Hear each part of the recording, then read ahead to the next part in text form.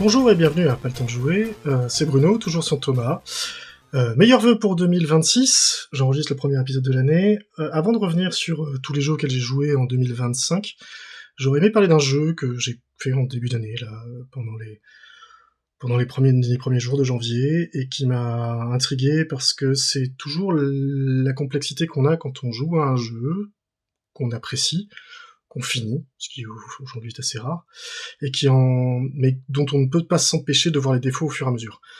Comment retranscrire ça? C'est beaucoup plus facile de parler d'un jeu qui vous a emballé au-delà de tout, sur lequel vous ne voyez que des qualités, ou à contrario, un jeu sur lequel vous ne voyez que les défauts, c'est plus facile, mais avoir cette espèce de retranscrire un avis nuancé est à mon sens quelque chose de plus intéressant. C'est-à-dire ça permet de voir effectivement ce qui dans le jeu vous plaît, vous déplaît, vous accroche, et ce qui fait la force d'un jeu, et surtout comparé par rapport à d'autres jeux du même genre, qui eux n'ont pas ces défauts-là. Du coup, je vais vous parler de Souls of Midnight, qui est un jeu de Compulsion Game. C'est les gens qui avaient fait We Happy Few, entre autres, des jeux qui étaient passés un petit peu sous les radars à l'époque, pas des jeux extraordinaires, enfin qui avaient des qualités, autant de qualités que de défauts. Et là, on va parler de Souls of Midnight, donc, qui est le dernier jeu du studio qui est sorti, je pense, en cours d'année 2025, sur toutes les plateformes. C'est édité par Microsoft, c'était jour 1 sur le Game Pass. Alors moi, je l'ai eu sur Steam, en promotion. C'était pas un jeu marketé AAA et au prix, voilà, je crois qu'il est à 40€ en prix standard sur Steam. Ce qui prouve bien que même Microsoft ne pensait pas en faire un jeu, comment dire, une pierre angulaire de leur catalogue. Voilà. Et on y reviendra. Pour vous décrire le type de jeu, on est vraiment sur de l'action plateforme troisième personne, vue de derrière, une caméra assez proche, avec des passages de plateforme, des scènes, des salles d'action, un peu d'énigmes, un peu d'exploration. On est vraiment dans cette veine, si vous voulez, pour prendre un spectre large avec lesquels je vais les comparer, je vais comparer ce jeu-là. On va être de Uncharted à Prince of Persia, voilà. Uncharted pour le côté très phase d'action très distincte et très qui ne se mélange pas et qui s'enchaîne. Prince of Persia pour des passages de plateforme un peu plus acrobatiques, voilà, et des combats au corps à corps puisque il n'y a pas d'armes à distance dans ce jeu. On en vient donc à comment se déroule Souls of Midnight et qu'est-ce qu'il aborde. Souls of Midnight, donc c'est un jeu qui prend pour inspiration, en gros, tout ce qui est mythologie du Bayou aux États-Unis. Déjà des choses qu'on n'a pas l'habitude de voir, et ça c'est bien. C'est la première qualité du jeu, c'est-à-dire que son ambiance et son lore sont des choses qui sont très intéressantes. Graphiquement, le jeu est magnifique aussi.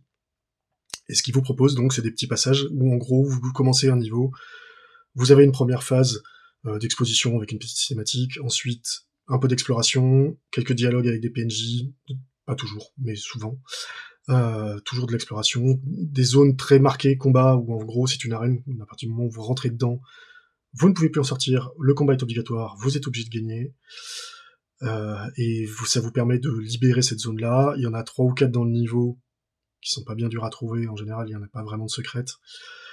Et une fois que vous avez fait ça, vous avez une petite phase on va dire de course, où vous êtes pourchassé par une entité que vous ne voyez pas, pendant laquelle vous devez en général voir le nouveau pouvoir que vous venez de débloquer. Et à la fin de ça, vous avez un boss. Voilà, et vous recommencez le chapitre d'après. Fondamentalement, c'est ça le jeu. L'exploration est relativement limitée dans le sens où déjà, alors ça c'est un point positif pour moi, il n'y a pas de chasse aux collectibles. C'est pas un jeu qui vous met des amulettes cachées partout, des petits bonus dans tous les sens. Non. C'est un jeu qui sait se restreindre. Vous avez un peu d'exploration. Vous allez pouvoir gagner, trouver des petits, comment ils appellent ça, des fils des fils de la réalité, qui vous permettent d'augmenter vos stats. Uniquement vos stats de combat. C'est-à-dire que en gros, vous allez pouvoir augmenter un petit peu vos pouvoirs, leur donner des bonus supplémentaires.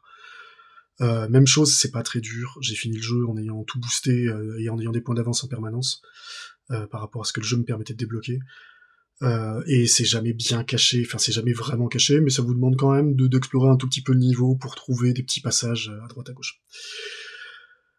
Et c'est un plaisir d'explorer ces niveaux-là, parce que j'en reviens encore une fois, le jeu a une ambiance graphique et sonore absolument phénoménale. On y reviendra plusieurs fois, parce que ça c'est vraiment la chose la plus marquante du jeu.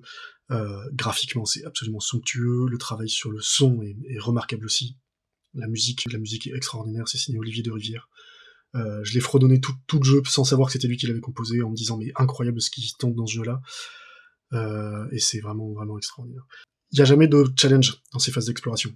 La plateforme est basique, c'est quasiment inratable. Là, on est vraiment sur du Uncharted, pas sur le côté Prince of Persia. Vous avez un chemin qui est balisé. Fondamentalement, des fois, le jeu vous amène sur une mauvaise piste et il faut rebrocher chemin pour trouver la bonne qu'ils avaient un tout petit peu cachée dans l'angle de vue. Mais ça s'arrête là en termes de challenge. On a quelques pouvoirs qui permettent de manipuler un petit peu l'environnement pour faire des petites énigmes environnementales, mais même chose, si vous avez joué à 1 TPS ces 20 dernières années, ça vous occupera pas plus de 3 neurones à la fois. On n'est pas là pour ça, mais c'est jamais désagréable. C'est-à-dire que c'est à la fois, le jeu arrive, à part 2-3 imprécisions peut-être, allez, on va dire, il y a un ou deux passages où j'ai un tout petit peu levé un sourcil en disant tiens, là j'aurais préféré que ce soit un peu plus fluide. C'est un jeu qui ne m'a jamais frustré et qui m'a jamais énervé, soit par sa difficulté, soit pour son imprécision, soit pour son manque de clarté. Là-dessus, c'est vraiment c'est remarquable. Ça applique très bien la formule. On est vraiment dans des pantoufles. On se laisse guider. Les niveaux sont enchanteurs. L'ambiance est extraordinaire. Les passages de combat, je suis beaucoup plus nuancé. Les combats, c'est comme je disais, c'est dans des arènes. Ils vont jouer sur de la composition de monstres. Ils vont s'intensifier en complexité au fur et à mesure du jeu. On a peut-être 7 ou 8 monstres différents qui vont apparaître. Alors en général, c'est par 2 vagues ou 3 vagues dans les arènes. C'est pas très intéressant, ces combats-là. C'est très brouillon, la caméra est trop proche du personnage, elle a du mal on se prend des attaques sans les avoir vues du tout, et sans capacité de les intercepter. Les patterns des ennemis sont pas très visibles. On y arrive, c'est jamais très, très dur. Il y a toujours un truc qui permet de recharger quasiment toute sa vie en plein combat. Si on le priorise à peu près ses cibles, enfin je veux dire voilà, si vous avez fait un beat'em all dans votre vie, vous en sortirez. Encore une fois, c'est pas challenger, hein, c'est un peu, il y a quand même un côté frustrant dans le sens où vraiment je dis c'est pas, là pour le coup c'est pas plaisant. C'est-à-dire que non seulement c'est pas que c'est même parfois un peu désagréable, du fait du côté brouillon de la chose, et vous savez pas trop ce que vous faites. Vous avez des pouvoirs qui vous permettent de faire des espèces de micro-combos, mais on est vraiment pas sur quelque chose de très poussé et de très intéressant. Et c'est bien dommage parce que le jeu, du coup, vous en fait plein, et à la fin, vraiment, quand je voyais que j'avais une zone de combat, je soufflais. En mode, bon, ok, alors l'avantage c'est que ça dure pas longtemps. Voilà, le jeu d'un point de vue gameplay, comme je dis, est assez riche dans les pouvoirs, vous allez, même presque, on va retrouver des pouvoirs à la Jedi, où on va pouvoir pousser les objets, les attirer à soi ou les repousser. On va pouvoir prendre le contrôle d'une petite marionnette, qu'on va amener dans des passages où nous, on peut pas rentrer. Tout ça, c'est des bonnes idées sur le papier, qui sont à mon avis sous-exploités, mais qui font qu'on a une variété comme ça de gameplay dans l'exploration, qui fait qu'on passe tout le temps d'un truc à l'autre. Encore une fois, qui participe au fait que ça n'est jamais désagréable et qu'on n'a pas l'impression d'être dans de la répétition ad nauseum, de phases de plateforme incongrues. Enfin, voilà, on a toujours un petit truc qui fait que c'est sympa de continuer. La narration du jeu, c'est son point fort à mon avis. Enfin, c'est pas le point fort dans la façon dont il le fait, mais dans ce qu'il vous raconte. On est sur, donc, comme je disais, sur le lore du Bayou, avec des contes assez sombres, des histoires qui abordent des thèmes qu'on n'a pas l'habitude d'aborder dans les jeux vidéo, ou pas trop, en tout cas pas comme ça. On va être sur de l'abus, abus parental, avec en fait c'est plusieurs histoires qui vous donnent chacune un niveau et un boss. Au fur et à mesure vous vous enfoncez dans l'irréalité en fait de cette quête. Et elles sont toutes tristes, elles sont toutes assez bien faites et assez bien tournées, avec souvent un petit twist intéressant et qui vous fait dire ah ok, le jeu va dans ce côté-là. Et donc votre but en tant que, parce que je l'ai pas dit, mais l'héroïne donc est une tisseuse, elle retisse la réalité, et donc les nœuds de la réalité qui sont formés autour de la souffrance des gens, elle permet de retisser ça, de libérer la souffrance, et donc entre guillemets, de purifier le monde. Bon, ça en soi, je trouve le concept vachement bien, l'histoire est intéressante. Je trouve juste dommage que la seule solution qui nous est donnée pour faire ça, c'est ce soit des combats. Bon, c'est vraiment, je trouve que là, il y a un souci entre ce qu'on vous demande de faire et ce que le jeu vous raconte, et surtout ce qu'il vous dit. Comme je disais, donc vous allez avoir ces petites phases qui s'enchaînent, et à chaque fois, à chaque niveau, bien sûr, vous avez un boss. Les boss sont à 90% inintéressants, frustrants. Frustrants parce qu'ils ont des attaques d'une violence monstrueuse, et je vous assure, il y en a certains, même après l'avoir battu, je n'ai toujours pas compris comment esquiver son attaque. Et c'est pas grave, parce que le jeu vous permet de les tanker. Comme dans beaucoup de jeux de ce genre-là, c'est-à-dire que l'équilibrage a été trouvé, plutôt que de rendre les patterns d'attaque lisibles. Ce qu'on fait, c'est que le boss a 3 phases. Si vous mourrez dans une des 3, ben vous recommencez que à partir de cette phase-là. Et il y a toujours un point de vie, un point pour se redonner de la vie. Donc en gros, vous pouvez de toute façon grind le boss en l'affrontant, en passant une phase et en crevant juste après. Vous reviendrez full life et vous pourrez le tanker la phase suivante. Voilà. C'est pas très glorieux, c'est pas très intéressant. C'est dommage, parce que je pense que c'est vraiment une question de lisibilité de l'action, et ça aurait pu être fait correctement. Mais là, vraiment, non, ils se sont ratés, ça va pas, les boss ne vont pas. Et c'est bien là tout le souci, en fait, du jeu, ce que je vous disais, c'est que, en gros, vous avez des phases qui ne sont pas désagréables, mais qui sont jamais, qui n'offrent jamais vraiment de challenge ou de choses novatrices. Quelques phases un peu désagréables qui sont les boss et les combats. Et cette narration qui, par contre, elle vous porte, cette musique qui tente des choses, alors j'en avais parlé, qui tente des choses vraiment extraordinaires. La musique de ce jeu-là est vraiment folle. Olivier de Rivière se permet même de faire des espèces de... C'est un spécialiste de la musique dynamique, et là il se permet de faire des chants que je suspecte d'être liés, c'est-à-dire que la musique s'enchaîne, et les couplets s'enchaînent en fonction de votre position dans le niveau, pour vous raconter votre histoire, parce que c'est pas possible autrement. C'est-à-dire, en termes de timing, il y a une chanson qui se déclenche avec des paroles, et qui avance en même temps que vous sur les plateformes. Je suis persuadé que c'est dynamique, et que c'est pas juste ce serait impossible à calibrer en fonction des joueurs et de leur progression, sinon. Bref, ça c'est un travail absolument remarquable, et j'écoute encore régulièrement la BO un mois après, parce que c'est du blues jazzy incroyable, vraiment incroyable. Enfin voilà, c'est absolument magnifique. Graphiquement, j'en ai parlé, c'est vraiment un jeu sur l'Unreal Engine 5 avec un côté un peu pâte à modeler, dessin, un peu à l'Arcane, si vous voyez. Le studio Fortiche, on retrouve un peu ce côté-là, avec où les animations sont volontairement un petit peu saccadées pour donner cet effet dessin animé et fait à la main, et avec une richesse d'un point de vue d'environnement, d'ambiance, d'effets de fumée, de particules. Vraiment une patte artistique absolument phénoménale, qui fait que le jeu est vraiment intéressant. Et encore une fois, ses thématiques et son ambiance et son univers qui sont vraiment plaisants à explorer. Alors j'y ai joué en VO, la VF, j'ai voulu voir, j'ai été très déçu, mais pas par la qualité de la VF en soi, c'est qu'on perd le côté argotique et prononciation, accent de Louisiane, ou du moins du sud des États-Unis, dans tous les dialogues, et cet argot qui participe énormément à l'ambiance quand le personnage se parle à elle-même, ou parle avec, ou les échanges qu'il y a avec les autres personnages. La VF forcément ne peut pas retranscrire ça, ou ça aurait été Michel Lebesque, et on ne veut pas ça, donc tant pis pour ça, c'est dommage. Si vous avez la possibilité, je vous en vais en VO. Si vous avez un bon niveau d'anglais, parce que du coup c'est difficile de suivre les sous-titres qui ont été...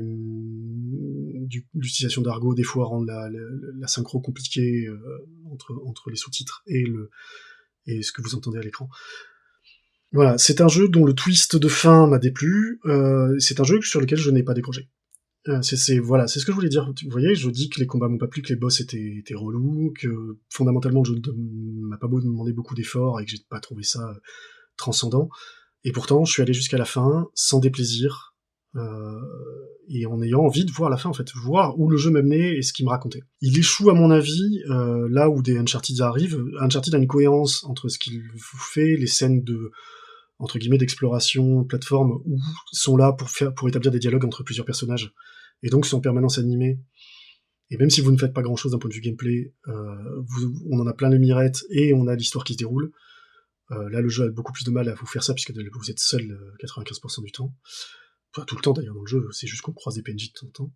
Et puis bon, les phases de combat d'Uncharted ne sont pas folles. J'ai rejoué à Uncharted 4 d'ailleurs, juste après, pour voir si je me trompais pas, mais non, c'est bien ça. Uncharted, d'un point de vue gameplay, est un jeu que je trouve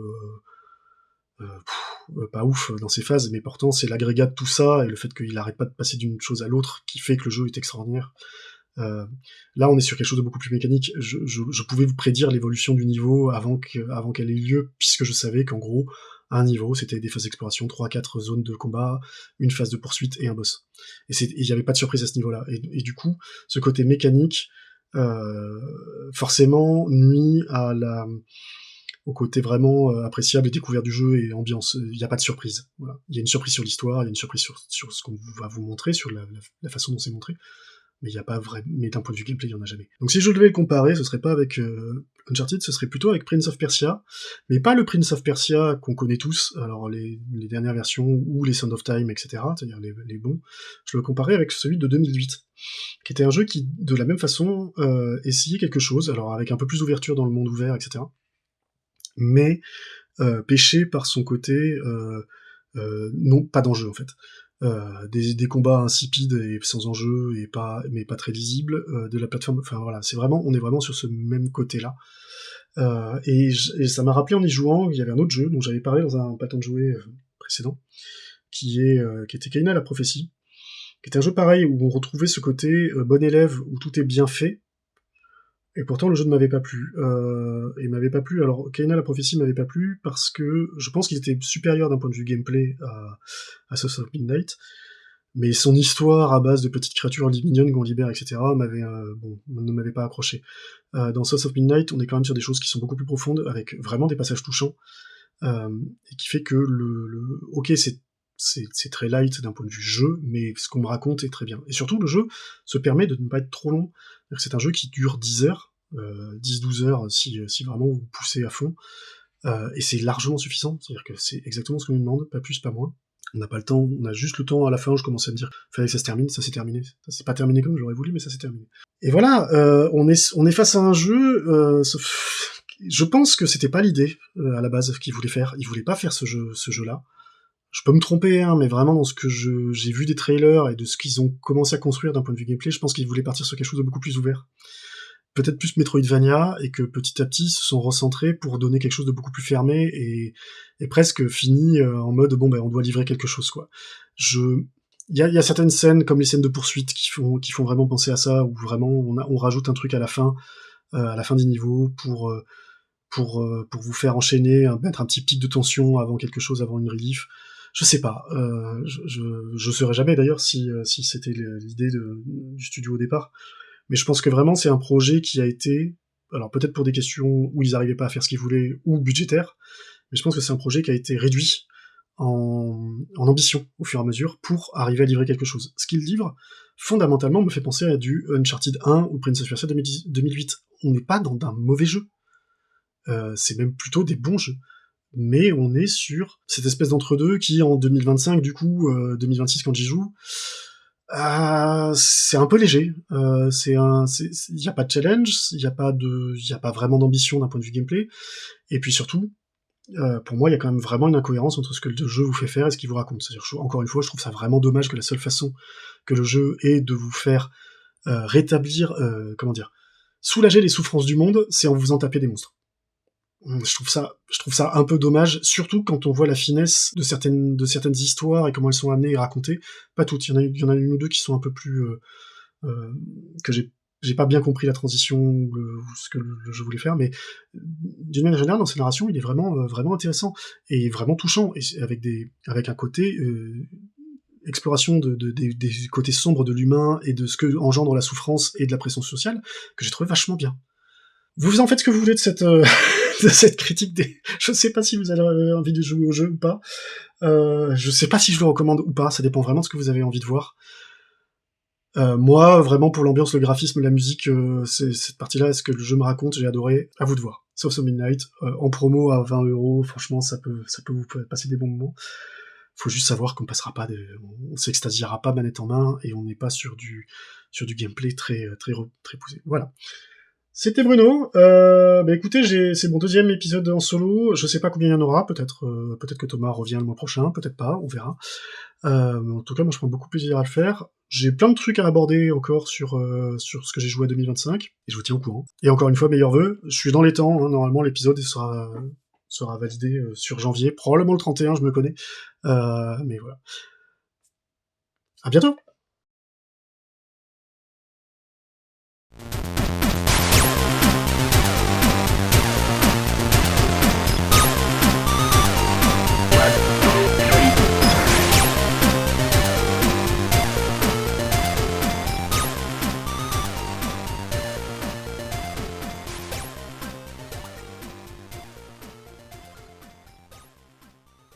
production T et B.